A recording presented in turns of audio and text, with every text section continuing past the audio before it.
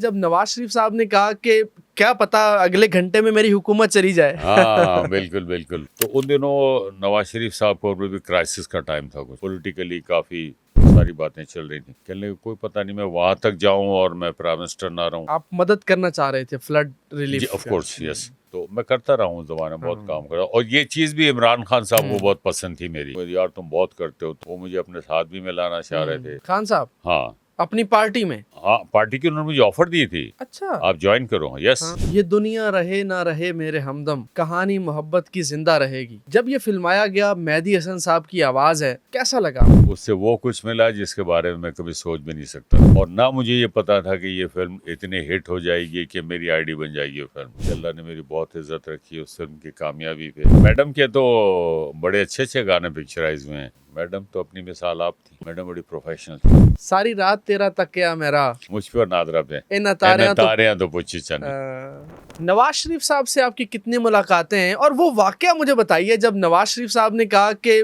क्या पता अगले घंटे में मेरी हुकूमत चली जाए। हाँ बिल्कुल बिल्कुल। हुआ ये कि मियाँ साहब बहुत स्वीट आदमी है, अच्छा। और बड़े सॉफ्ट हैं और बड़े हम्बल हैं। हाँ। तो मुलाकातें वैसी मेरी रही उनसे। तो मैंने मैच करवाया अच्छा। शेखुपुरा में, और कुछ 10 लाख का टारगेट था मेरा। उस जमाने में फ्लड आया हुआ था। आप मदद करना चाह रहे थे फ्लड जी रिलीफ ऑफ का। Course yes. तो मैं करता रहा हूँ उस जमाने में, बहुत हाँ। काम करा, और ये चीज़ भी इमरान खान साहब को बहुत पसंद थी मेरी। अच्छा। हाँ, वो कहते, यार तुम बहुत करते हो, तो उन्होंने कहा कि वो भी करते हैं। वो मुझे अपने साथ भी मिलाना चाह रहे थे। खान साहब हाँ अपनी पार्टी में। हाँ, पार्टी की उन्होंने मुझे ऑफर दी थी, अच्छा। आप ज्वाइन करो। यस। हाँ। शौकत खानम हॉस्पिटल में मेरी मीटिंग हुई उनके साथ। हाँ। मेरे जो अमेरिका के दोस्त थे ना, तो वहाँ के जिक्र निकला होगा मेरा, चूंकि वो जाते रहते थे अमेरिका। तो उन्होंने बताया कि हमारा तो स्कूल फ्रेंड है बच्चों के लिए, यार उसको कन्विंस करो लेके आओ। तो वो मेरा एक दोस्त था, वो आया हुआ था अमेरिका से। उसने मुझे कहा यार परसों चल रहा है शौकत खानम हॉस्पिटल। मैंने कहा क्यों? कह लगे वो इमरान खान से मिलना है ज़रा। मैंने कहा वजह को ख़ास बात। कह लेंगे हाँ वैसे ही चलेंगे, ज़रा मिलेंगे, तुम सर चलो समझो। तो वहाँ मैं गया तो खान साहब ने कोई तकरीब रखी हुई छोटी, तो उसमें मुझे और लोगों का तो नहीं, रेशम का नाम याद है, रेशम वहाँ पे थी, मौजूद थी, मैं भी था, कुछ और सेलिब्रिटीज़ वगैरह थी। वो ख़त्म हुई तो फिर वो मेरा दोस्त मुझे लेके गया, एक कमरे में अंदर गए, तो वहाँ पे मिलाया। तो खान साहब मुझे कहने लगे यार फिर आप आ जाओ हमारी पार्टी में। तो मैंने खान साहब पॉलिटिक्स से मैं नहीं आ सकता, ये मेरा अफोर्ड नहीं करता। देखिए मैं एक आर्टिस्ट हूँ, एक फ्रीलांसर हूँ, प्रोड्यूसर्स के पैसे मेरे ऊपर लगे हुए हैं, टीवी के प्रोजेक्ट्स हैं उनके पैसे लगे हुए हैं, सारा कुछ है। तो मेरी जिम्मेदारी कि मैं अपनी हिफाजत खुद करूं, और मैं अपने प्रोड्यूसर्स को फैसिलिटेट करूं। मैं अगर मैं प्रॉब्लम में आ जाऊं, 2 साल 3 साल जेल में जाऊं, वो तो बेचारे मारे गए, उनका क्या कसूर है? तो हमारे पास इन रिस्पॉन्सिबिलिटीज़ को फील नहीं किया जाता।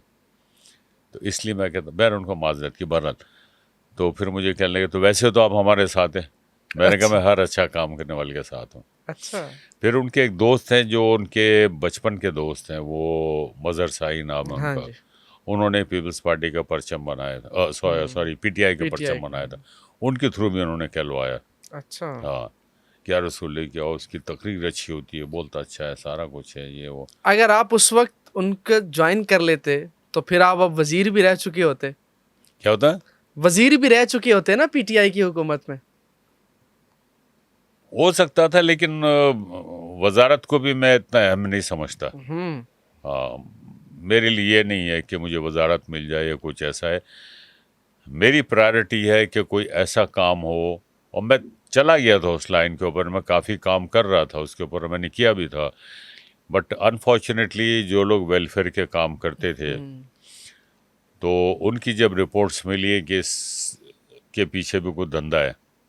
अच्छा। हाँ, मैंने कहा यार ये तो बड़ा गलत है। फिर उन्होंने कहा आप जाएंगे तो इतने पैसे मिल जाएंगे, ये लोग डोनेशन देंगे। मैंने कहा यार है तो सही, लेकिन जो बातें मैं सुन रहा हूँ लोगों के बारे में, तो अगर मुझे रिस्पांस अच्छा नहीं मिला तो मैं किसी भी काम में नाकामी मेरे लिए कबूल नहीं है। अच्छा, वो लम्हा बताइए कि नवाज शरीफ साहब खेल रहे हैं क्रिकेट और आप उनको क्या चेक देने गए थे, क्या करने गए थे? हाँ, बात तो वहाँ से शुरू हुई थी।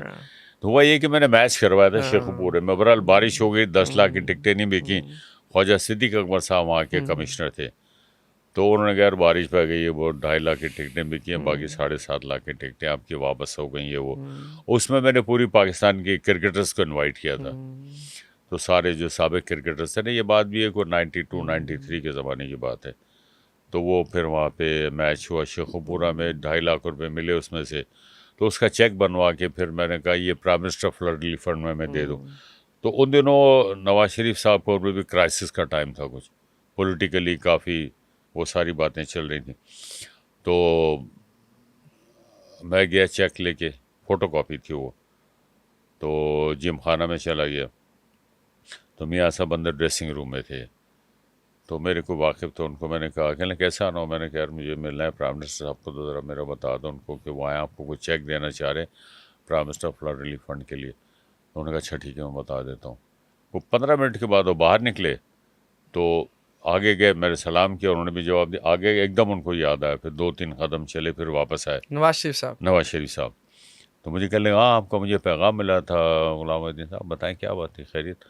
मैं सर इस तरह एक मैंने मैच करवाया था prime minister flood relief fund के लिए, उसका ये फ़ोटोकॉपी है चेक की, तो ओरिजिनल चेक जो है आप जिसको कहेंगे मैं कल पहुंचा दूंगा उनको।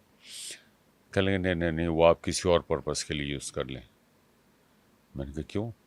कहने लगे अच्छा मीडिया काफ़ी आया हुआ था लाहौर जिमखाना में, वो 25-30 कैमरे लगे हुए थे सारे। कहने लगे कोई पता नहीं मैं वहाँ तक जाऊँ और मैं प्राइम मिनिस्टर ना रहूँ तो सारे फंड इधर उधर हो जाएंगे। मैंने कहा अच्छा, उन्होंने मुझे अप्रिशिएट भी किया कि नहीं आप करते हो, बहुत करते हो, अच्छी बात है।